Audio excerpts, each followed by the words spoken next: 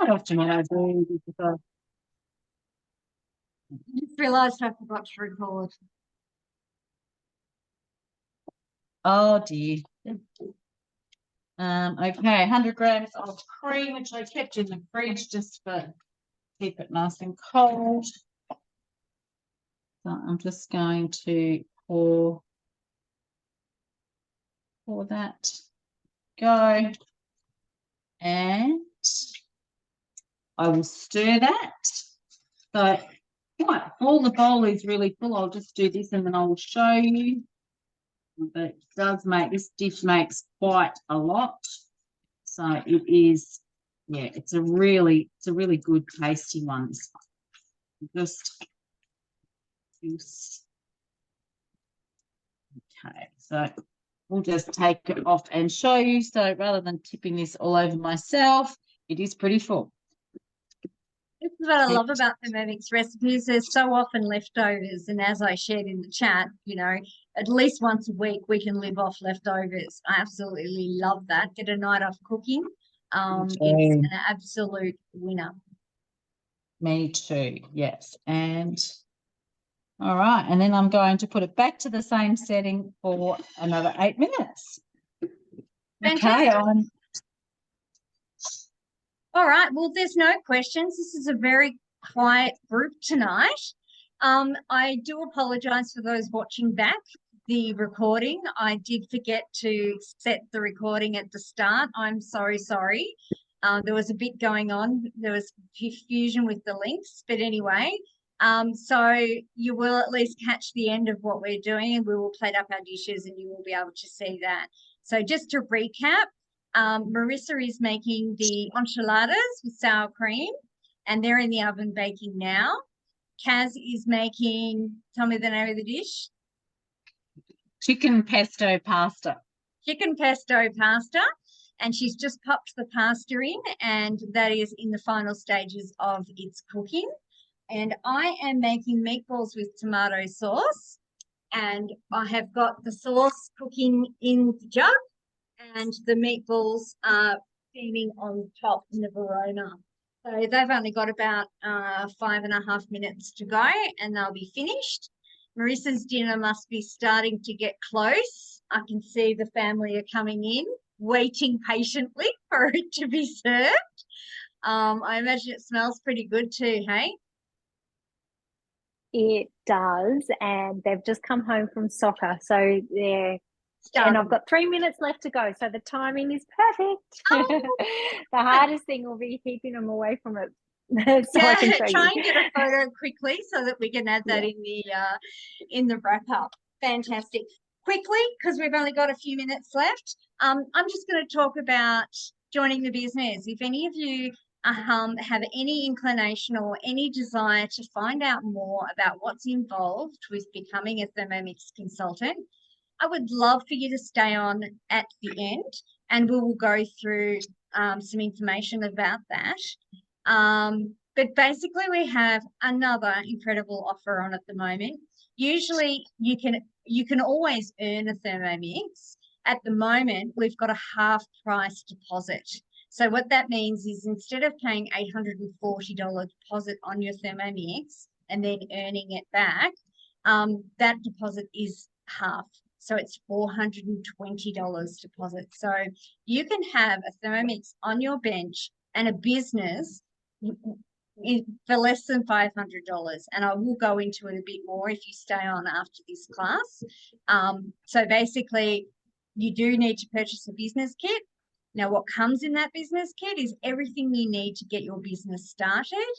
It comes to a value of around about $410. There is a round thermo server. There are it's a thermo mash. There's your apron, all your stationery, the travel bag that's worth $120 on its own. So you get all of that $75. That's the round one. Amazing. Just that on it in itself.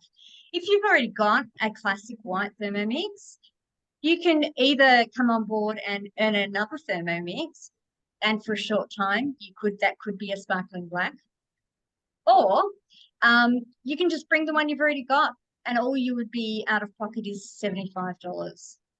Now, I know a lot of people think, oh, I haven't got time to do that. We all have different capabilities. Marissa works full time, Kaz works full time and has to travel interstate quite often. And we just fit it in. For me, it's my full-time job. So this is all I do now. I became a consultant because I was a bit skimpy and I wanted to earn my thermomix. I didn't want to pay for it. And I had every intention of going back to my corporate job in HR. And that was 9.5 years ago. And I can't imagine doing anything else now. I absolutely love doing this. I get to work with beautiful, gorgeous girls in my team. I have the best customers, and quite a few of them are on tonight. So thank you for joining. Just give it some thought. You know, you've got nothing to lose. All the training is free and it's fantastic. And yeah, I can't recommend it more highly enough. Do you ladies have anything to add?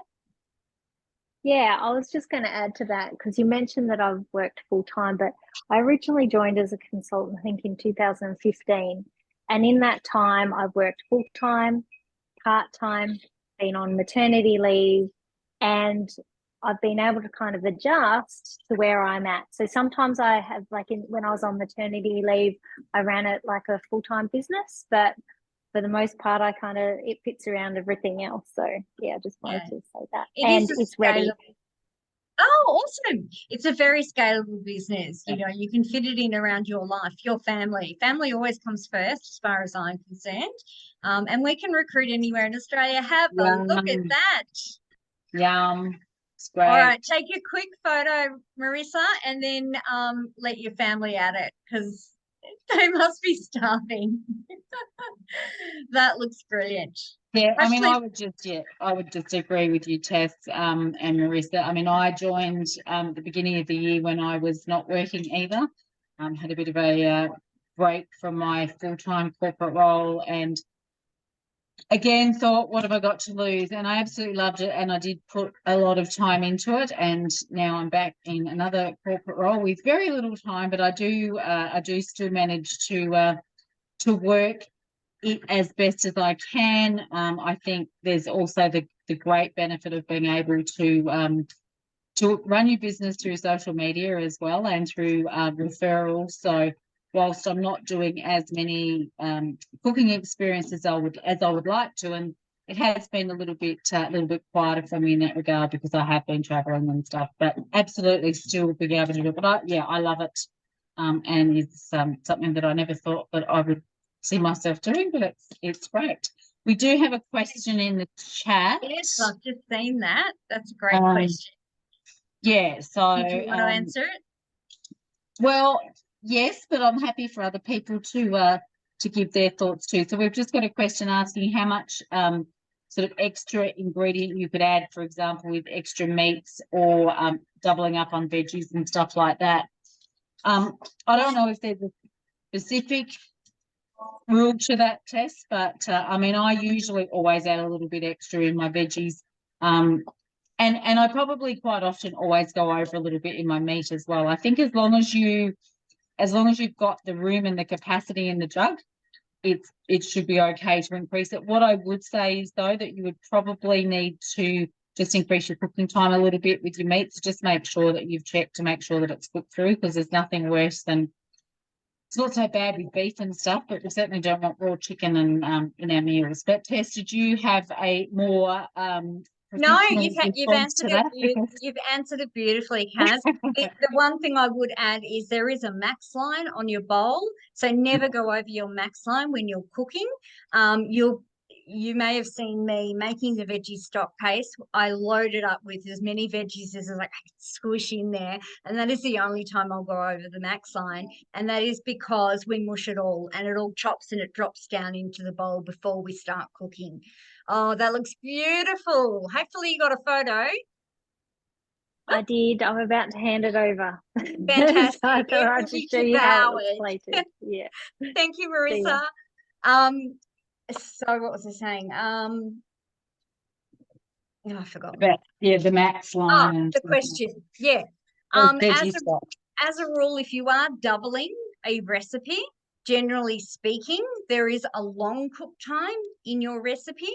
You would increase the cook time by 20%.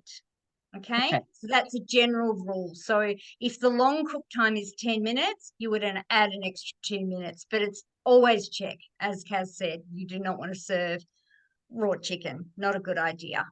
But yeah, absolutely. Just play around with it. And a lot of the recipes you can scale up or scale down. I'm not sure if you knew that.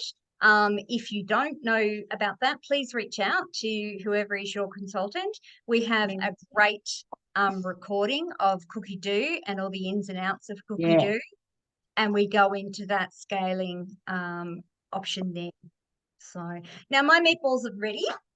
So I'm going to dish them up for you.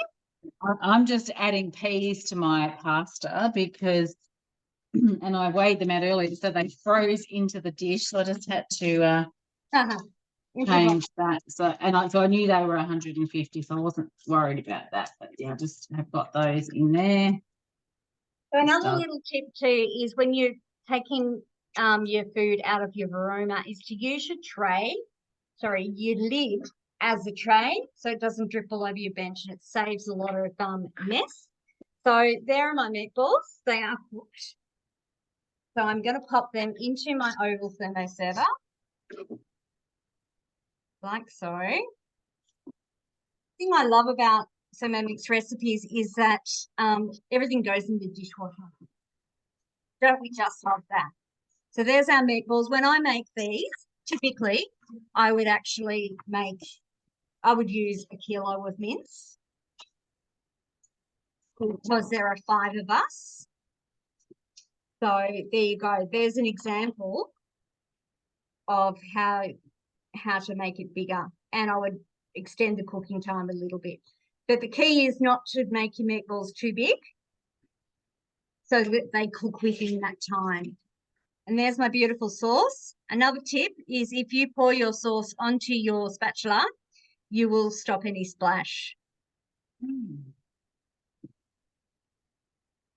I've learned a few things tonight. I loved Marissa's lime squeezing one, so I'll definitely be trying that. Works with lemons too. Yeah, that's great. Beautiful. And so then dinner is cooked for the kids tomorrow night. I'll probably just make some mashed potato or something to have with that, or you could serve it with some pasta. Taken care of tomorrow. Yum. And it does look pretty in the oval thermo server, I will say. And we're going out for dinner, so that's pretty good. Won't have to worry about the kids. Yeah. Winning. All right, so you must only have a couple of minutes, Kaz. I have 28 seconds to go. And counting. And counting. So I'm just going to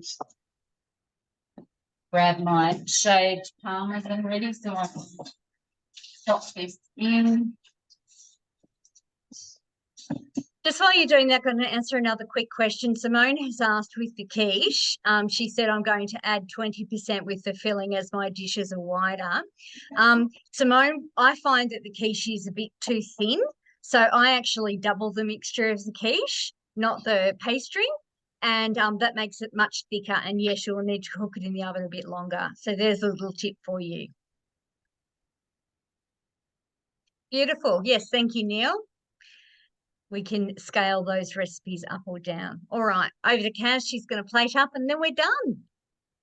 All right, so this is going to be my dinner for tomorrow night as well. So one thing just as a tip which I learnt the hard way, I will say, is that I made this one the first time I ever made it. I made it in the afternoon and then I went off to an appointment. And then I came home and I had my Thermomix for only a very short period of time at that stage. And I thought, oh, that's perfect. I'll get dinner cooked before I go and then I'll just heat it up when I get home. And I used with no investigating as to how it worked, I used my warm-up feature on my Thermomix, which is great if you want baby food consistency of pasta.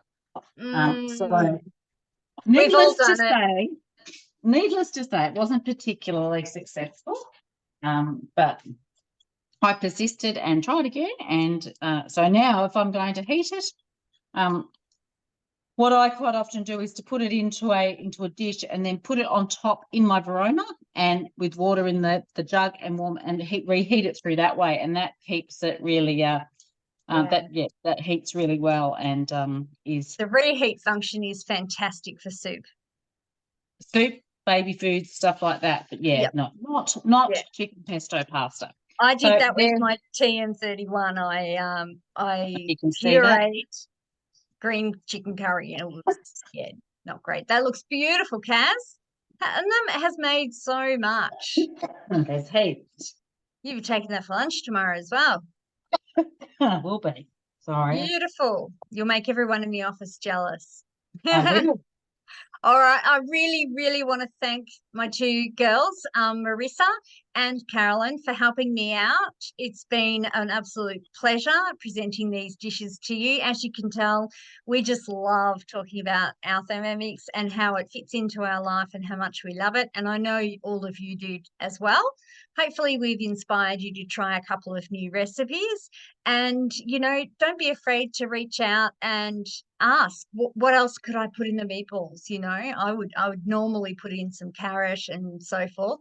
I did make a couple of little tweaks to the meatballs in that I added to the sauce 60 grams of white wine, and I added in a big tablespoon of vegetable stock paste. Okay, so I'll put that in the email when I send that out tomorrow. So just to recap, we've had a beautiful 3 dishes made. Marissa has talked to you about the trade-up offer coming for the TM5 customers. Kaz has told you about our beautiful gift with purchase at the moment. And I've spoken a little bit about recruitment. If you want to learn some more about recruitment, just stay on. And I would love to chat to you about joining our team, and you could be doing this with us. All right. Thank you very much, everyone. It's been lovely to have you, and we've gone a little bit over time, but I think we've got lots of thanks coming through here. Fantastic. Thank you so much. Really appreciate it. Thank you, girls. All right. Cheers. So if you want to stay on and chat about the business, please do. Making sure I answered all the questions.